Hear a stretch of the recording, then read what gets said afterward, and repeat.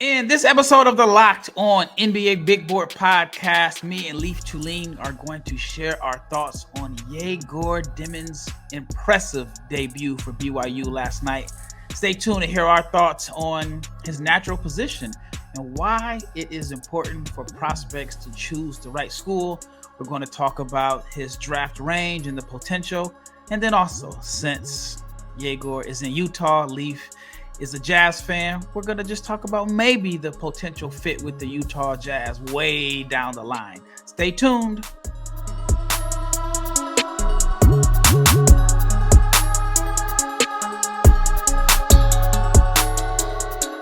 Big shout out to each and every person that has made the Locked On NBA Big Board podcast your first listen of the day. I'm your host, Rafael Barlowe, along with my co-host, Leif Thulin, the guy that watches more college basketball than anyone else. And today's episode is sponsored by Game Time. Download the Game Time app, create an account, and use the code LOCKEDONNBA for $20 off your first purchase. And if you're not subscribed to the YouTube channel, please subscribe, like, share, comment, click the bell so you can be notified every time we drop an episode, because we're coming at you with episodes at least 5 days a week or more. That's because college basketball is back. Yesterday was, it was kind of a big day in the United States, but it was also the second day of college basketball. And the game that I was watching that really caught my attention was BYU versus Central Arkansas. And BYU has a couple NBA prospects on their team, but the guy that I was really looking forward to seeing was Egor Demin, a player that I've been watching since, or, just kind of keeping tabs on since probably 2021 when he first jumped on my radar. And it was good to see him play. I've seen him play in Madrid, but seeing him play at BYU, and I thought that he had a really impressive debut. And that's why I brought Leif on to share his thoughts. Leif, I've said it before, watches more college basketball than anyone else. And so I wanted to hear your thoughts. He's really, really good. Like, when he touches the ball on a college basketball court, you get a good shot. And when you watch other great players in college basketball, we talked about shot quality of Trey Johnson. It's totally different games. Trey Johnson's a scorer and a professional scorer at that. And Egor Demin scored 18 out of 11 assists. But every time he touched the ball, good things happen. Now, obviously, Central Arkansas isn't the best test of adversity for him. Like, when he plays Big 12 play, that'll be the test. But every time he touches the ball, they set a pick and roll. It's NBA style in that sense. And he creates a good shot, whether it's a skip pass to the corner to their many shooters, whether it's a lob to catchings on the baseline, whether it's a set player just using his creativity, he excelled. And then one of the question marks coming in for him was, how well does he shoot the ball? Well, he hit numerous NBA range threes, and he looked super smooth doing so. He looked the part, and I mean, it's a mile away, but he's the type of player that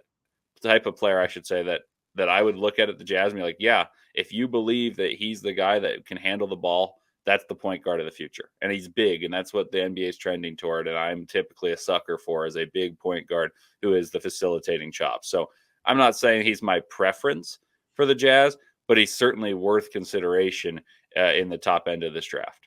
Yeah, 18 points, 11 assists, 4 rebounds. He shot the ball well. I had 2 questions for him coming into this season. And I know it's just one game. Central Arkansas wasn't the strongest competition. But the 2 questions I had were, is he really a point guard? I've seen him play, and I've mentioned that I've evaluated him live. But I wondered, is he a point guard on the NBA level? And then I had some concerns about his shooting. The shot has always looked good.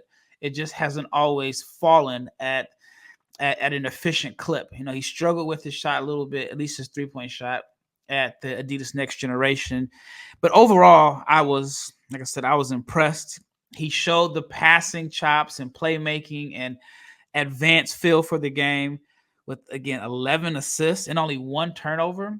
And then he made his 3-pointers. So one game, he was 4-7 for 3. One game, he addressed some of the concerns that I had coming into the season. I'm high on him. I had him as a top 10 prospect on my Big Board 1.0 that dropped earlier this week. So he definitely made the most of his debut. One of the things that I feel like was important for him, and even though we've only seen like one game and not everybody has played, but he just shows the importance of choosing the right school, the right fit, the right coach, and the right system to showcase your skills. Just after one day, I feel like there are several highly touted freshmen that are not going to get the opportunity to showcase everything that they have unless an injury happens, and sometimes guys may be better, and I don't think you should just give a freshman a starting spot because of where he was ranked coming into college. But Egor, and me and James talked about this months ago, or Yegor I should say, I thought that the fit with BYU was excellent for him. He was going to get the opportunity to play point guard, play for a coach that runs an NBA system. And then he went to a school where there was a clear path for him to get the reps that he needed to show everybody how gifted and talented he is. What were your overall thoughts about him and BYU and just the system that he's playing in? Well, one of my biggest curiosities about BYU, and I'll be at a lot of their games. I haven't actually been to a BYU game, fabulous atmosphere, but I got credentials this year. And the thing I wanted to see both in person and in this game just on TV is how quickly the NBA system will be implemented into BYU because of how it will affect their future. Obviously, the high-profile name coming in next year that may or may not go to BYU is AJ DiBanza. But I wanted to see how the BYU team would reap the rewards of an NBA system, or would it be a gradual progression? It probably still will be. But what I saw instantaneously from the jump ball onward was a pick and roll centric offense around a point guard in Egor Demin. And yes, I'll answer that question. He's a point guard in the NBA. Like I'm dead set on that belief. He is a point guard, and they space the floor like an NBA team around a point guard. They had a plethora of role guys that aren't necessarily big time lob threats. Kebaketa can go up there, and you spaced and you ran actions on the weak side. They played almost like European style offenses where there's a lot of baseline cuts and the passing from skips from one side to the other off live ball dribbles. He made all the difficult passes and, of course, all the easy ones. He looked so comfortable. The ball pressure didn't bother him. The less spacing than professional basketball didn't bother him. He scored at ease. He was able to rebound the ball, and he didn't have to, but he's able to rebound the ball, and he will be able to do so more. And his assist to turnover, he had 10 assists before his turnover at the end of the game. He added another assist later. It was lazy at the end of the game, and he looked at his hand like, what did I just do? Like, he threw this ball to the side, and it was just lazy one hand.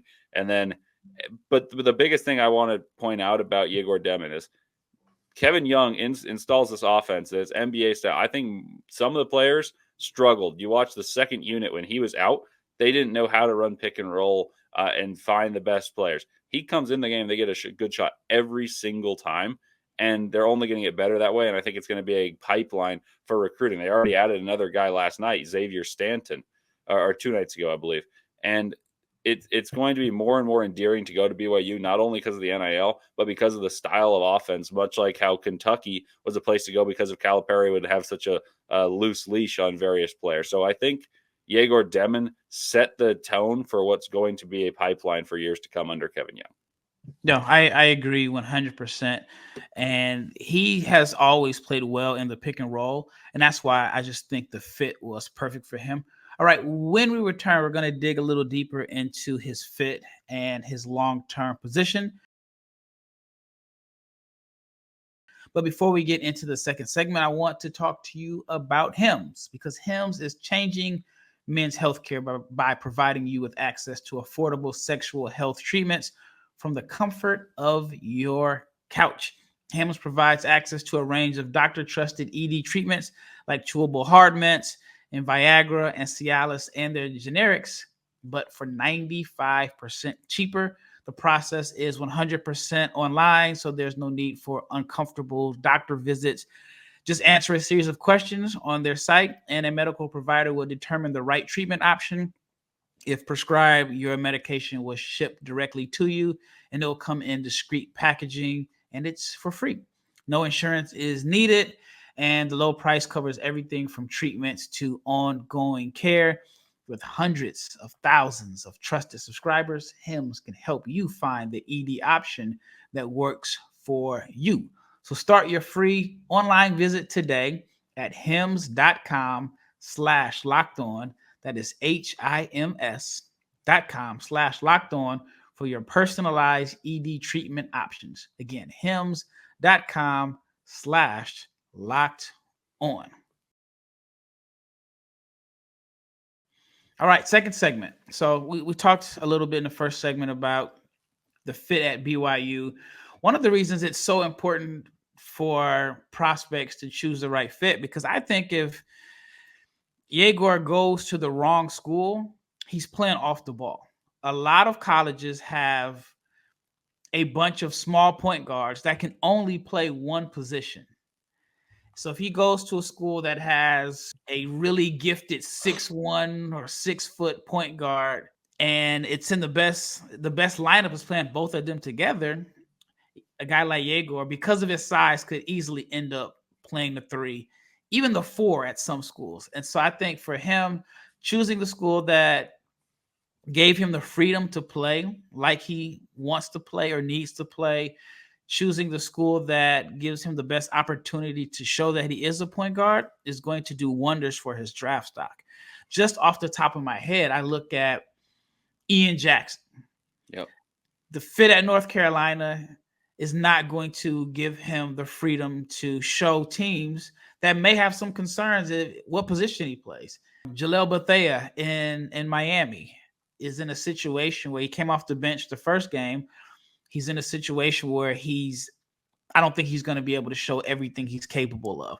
Now, yes, there are situations like, last year with Reed Shepherd and Rob Dillingham where they came off the bench and they were able to be lottery picks, but I think that is more rare than common. And so to me, it's just important for guys to go somewhere where the coaching staff and the style of play fits their strengths to help them, especially if they're trying to get in and get out and get to the NBA. My question, and I guess you already answered it, about him being a point guard. What else did you see about that makes you so dead set about him being a point guard?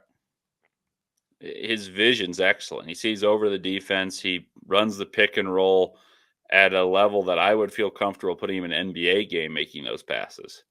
There's just this calm and ease with which he is able to diagnose the defense that you hardly see even from the seasoned veterans in college basketball. I think most people, if you asked them the best point guard in college basketball, would say Mark Sears.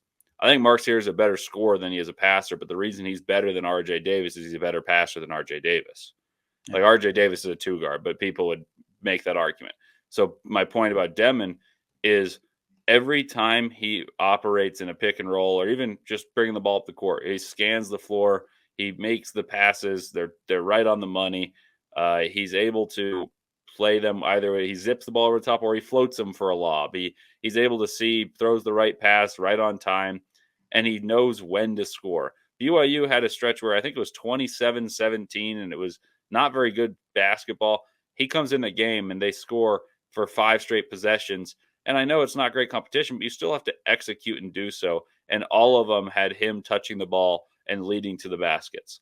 It's a calm and a sense of urgency at the same time. He's able to score without being sped up, but he knows, hey, this is the time that I need to take over. And it's just these intangibles you can't teach, and I think he's got them in spades. I would hate to see him play off ball. And you nailed it. I mean, I couldn't stand the Ian Jackson hype, because even if he is as awesome as people say he is, which I'm not so positive that he is, he's not going to start at North Carolina. And I said that for a while. And I said that in a podcast we did recently. And now you see the first game, and he came off the bench, as did Drake Powell. You can name so many of these teams. And the thing I appreciate about Kevin Young that I think is a little different than John Calipari. John Calipari didn't matter who he got. He had such an established pipeline of success that started at Kentucky with the likes of John Wall and Anthony Davis. You're not going to go wrong anyway you spin it, that it didn't matter where he played these guys. They were so talented that even when he'd butcher the basketball season, not playing the right guys for multiple years on end that were obvious, not just like, oh, hindsight should say this. They were obvious, last year included. It hindered their college basketball. Kevin Young built this team to be good this year, but it builds a pipeline as well, because having to be good the first year makes there be confidence for guys like Xavier Stanton, who just committed, for potentially AJ DeBots and all these other players that are contemplating going to BYU under a pro-style coach. And yes, Egor Demin comes in and is the point guard, and I think it creates a sense of belief that the reins will be turned over to five-star prospects, but the veteran players slot in nicely. Like Richie Saunders had a really good game, and it wasn't all about Egor Demin. It wasn't all about Cannon Catchings. You saw other players have large impacts, and so there's going to be a nice balance there. That said, I think it's going to be interesting to see how Dallin Hall is employed, because he was their point guard, and he's got a good feel for that. And I'm curious to see how he'll play off the ball, or if he gets moved to the second unit. Based off your evaluation of him before last night's game, did you think he was a point guard, or did you think he was more so of a connector / point forward? I had hoped he'd be a point guard. I didn't have like the utmost confidence because I hadn't watched that much. And I just, in terms of the NBA level, you never know what you're going to go into. Like, you don't know if you're going to go to a team that already has a great point guard. And I thought he could be a connective piece, but if I were banking on upside, which I tend to do, I wanted him to be a point guard. So watching him last night really solidified that belief to me that if you're drafting him, particularly if you're drafting in the lottery, which I think he's that level of talent, he must be a point guard. Do you have like your early big board, and where did you have him at, if you have one? I haven't created one, but I've been kind of musing over it, and I kind of have tiers and ranges for different players. I had him 10 through 15 entering the season. If there's such a thing as one game stock up or stock down, his stock is up. I think he's a lottery pick. Pull it up. I had him at number 9 on my big board 1.0 coming into the season. Again, like I mentioned, I had two concerns. Is he going to be able to show that he is a point guard that can be a full-time point guard, and how well is he going to shoot the ball? One game, he addressed those concerns. All right, when we return, we're going to dig a little deeper into his potential draft range.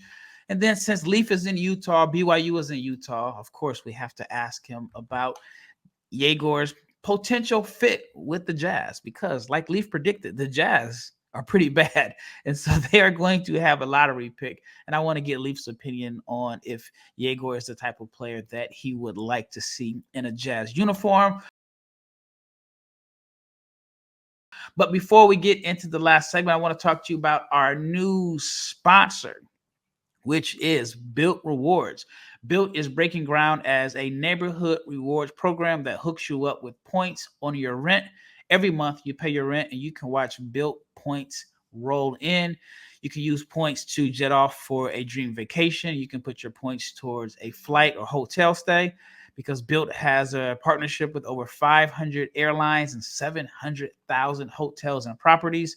You can also use your points to book fitness studio sessions or redeem them towards a future rent payment, because they are designed to meet your lifestyle. So you can pay rent hassle-free through the Built Rewards app. Your rent game just got a major upgrade. Built points have been consistently ranked the highest value point currency by the Points Guy and Bankrate. So earn points by paying rent today when you go and join built.com/lockedonnba. That is joinbilt.com/lockedonnba. Please make sure that you use our URL so they know that we sent you. Join built.com/lockedon. All right, let's talk about Game Time, my favorite app when it comes to purchasing tickets. I love the Game Time app simply because you get so many options, whether it is concerts, comedy, theater, plays, or more. Game Time has the best price on tickets. And then they also have all-in pricing. Just toggle the feature on the app and you will see the total fee. No surprise fees at checkout. You also get a panoramic view of your seat in the app, so you will know exactly where you are sitting and your view. And like I mentioned, Game Time has the lowest price guarantee. If you find something cheaper, they will credit you 110% of the difference, and your purchase is covered with the most flexible customer service policy in the ticketing industry. So if you're looking for tickets, take the guesswork out of buying tickets, download the Game Time app, create an account, use the code Locked On NBA for $20 off your first purchase. Terms apply, but again, create an account, use the redeem code LOCKEDON NBA for $20 off. Download Game Time today. All right, last segment. His draft range. How high can he go? Let's say, I don't expect him to have a double-double every game, but let's say that throughout the season in conference play, he consistently shows that he can knock down shots at a 36% clip or above from three, and he's making the right passes, finding guys in pick and roll, and he is a high-level playmaker. In your opinion, how high can he go in this draft? Well, I think you just kind of have to think about which guys I think have the highest floors.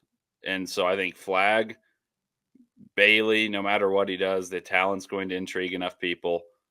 I think Trey Johnson is probably a higher level talent than Demin. And then Harper, Trower, and that's 5. And I think you're probably looking at 6 through 10 as the highest he can go. So I'll say 6 is the highest he can go. The reason that I don't think he can go higher than any of those guys, it's not necessarily he can't go higher than any one of those guys. It's that those guys would have to perform poorly for people to even consider dropping them. And then the considering and actually having a player drop are very different. And in talent level, those players are natural at the positions that the NBA really covets. Big wings who can score, or in Flag's case, he's a jack of all trades and he's different. And then you look at Harper, people think of him as a scoring guard. You look at Trower, maybe he could drop. You could maybe get to 5. So yeah, I'll say 5 or 6. When you look at like the top 5s on most mocks and big boards, it's pretty consistent. Depending on the order, but the players are usually Flag, Bailey, Harper, Edgecombe, Traore. History shows that the top 5 projected picks at the beginning of the season are never the top 5 picks in the draft. So eventually, or more than likely, history shows that one of those guys is going to fall out. I'm not going to ask you to predict which one falls out. VJ Edgecombe. After one game? I mean, that for me, it wasn't after one game. I didn't see the skill set that makes everyone go crazy while watching him in high school. I watched him play Cooper Flag in Montverde. Montverde was great. You could even make an argument they're the best high school team.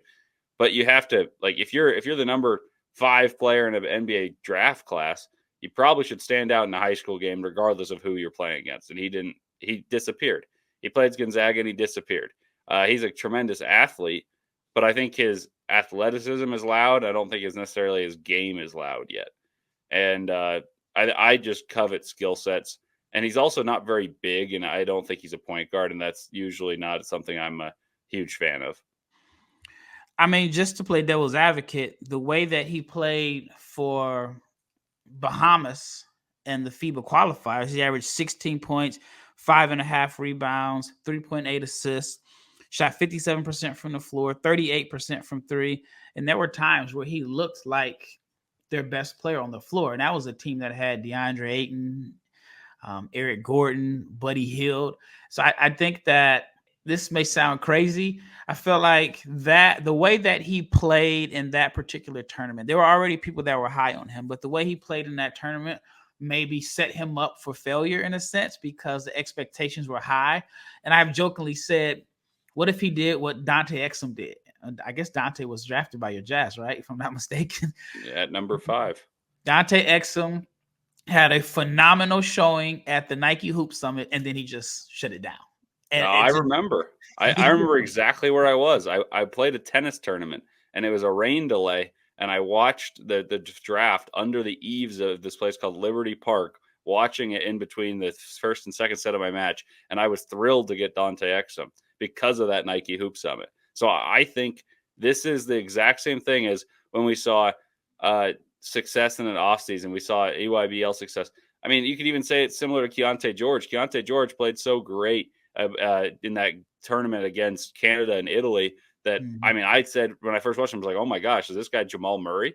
And I think there's more to the skill set, but he didn't show it at Baylor. At Baylor, he was honestly not particularly great because he put on weight, played out of position, and now he's 30 pounds lighter than he played at Baylor while in his second year in the NBA. You don't typically see that transition. But the reason I bring that up is I think people are going to cling to that specific outing the entirety of the draft process, regardless of how well he plays all season. It'll be, oh, remember what he did at Bahamas?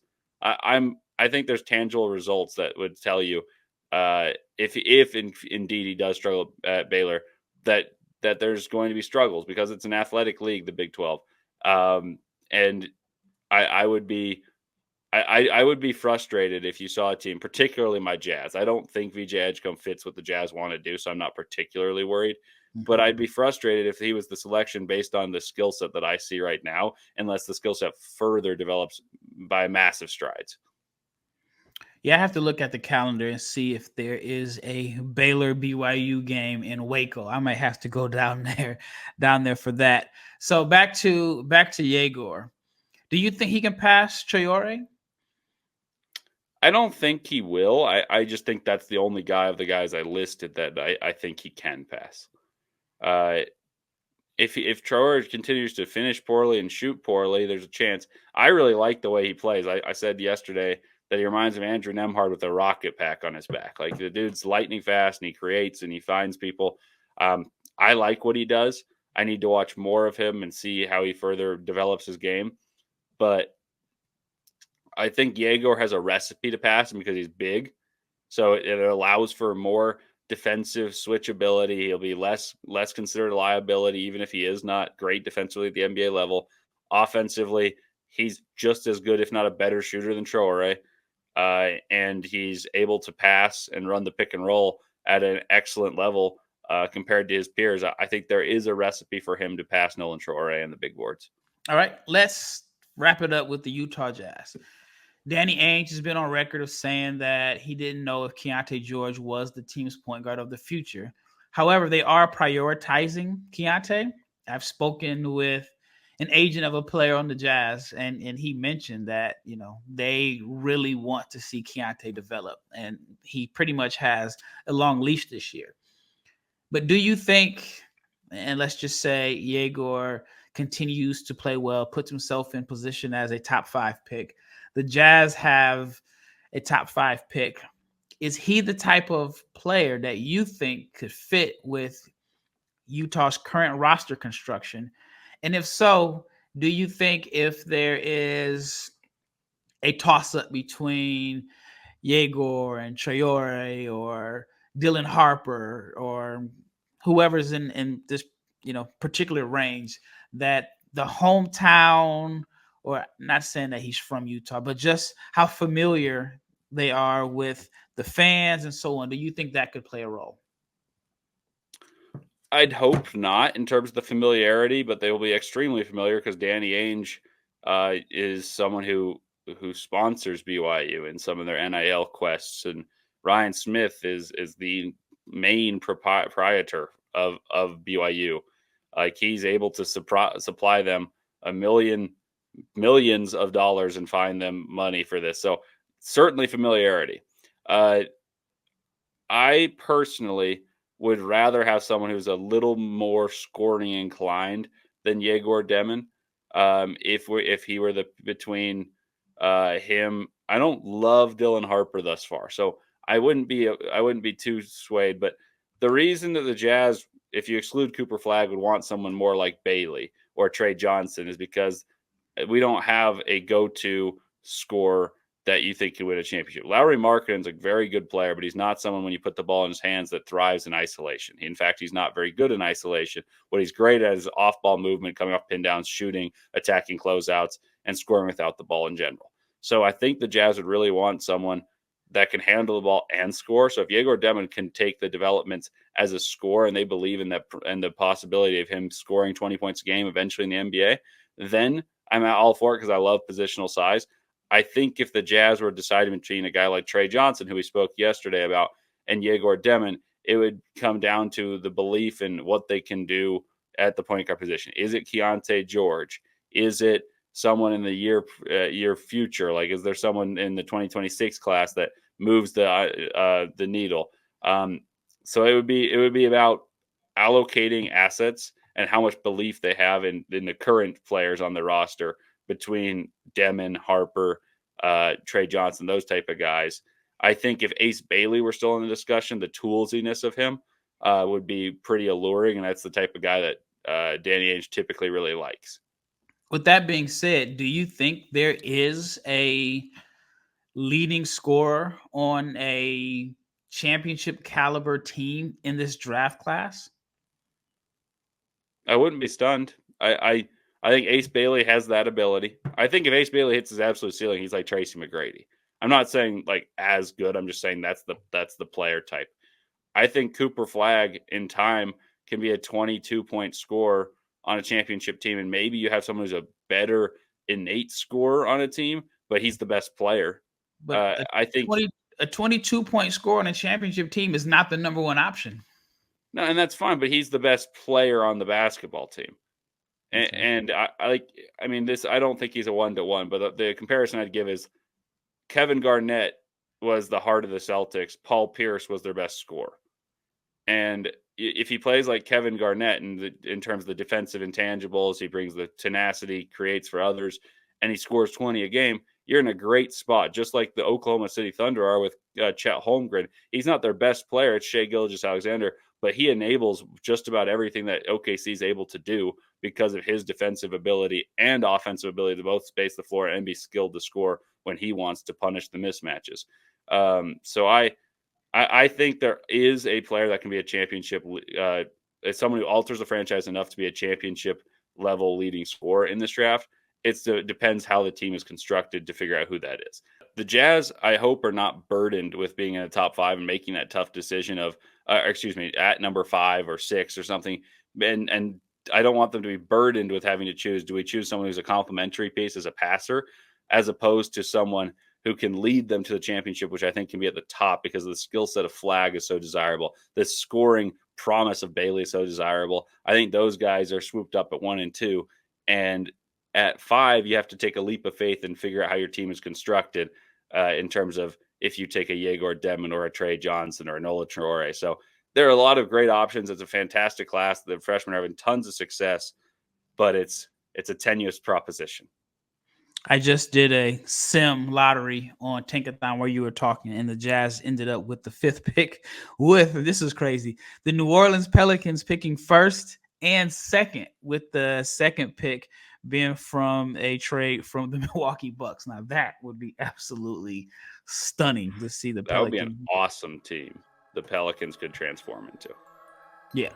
Well, that wraps up this episode of the Locked On NBA Big Board Podcast. Once again, thank you for making this your first listen of the day.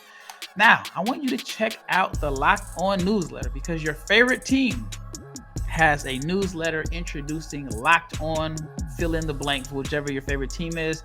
It is a one-stop for ultimate team and league coverage delivered right to your inbox. So sign up for free right now at Locked On Daily. That's lockedondaily.com, and start your day with the all-new free Locked On newsletter covering your favorite team. Once again, it's Rafael, Barlowe, and Leif Thulin, and we are out of here.